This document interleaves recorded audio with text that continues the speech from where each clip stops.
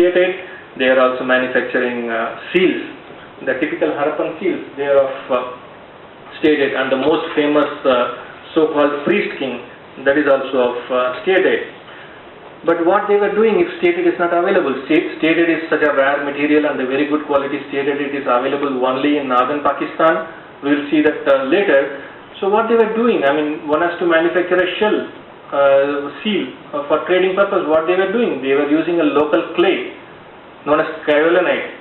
Like in Dholavira, we have seals made of a material known as kaolinite. It was examined using XRD, and we found it to be not as stated but as kaolinite. So they were adjusting to the environment. When a precious raw material is not available, they were using different materials to manufacture the same kind of look.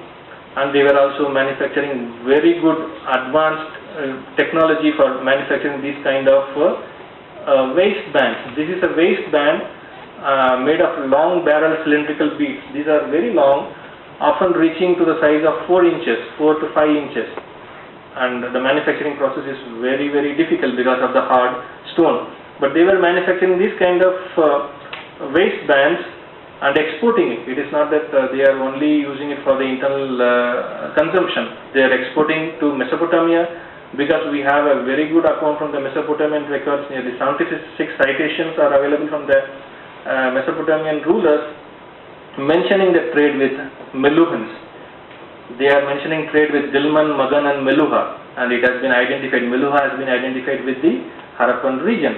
And we have Harappan artifacts in the Mesopotamian site. From various Mesopotamian sites, I have tried to kind of collate the information. You can see from various sites in Iraq up to Syria, a site in Mari in Syria, and up to even Tel Brak in Syria.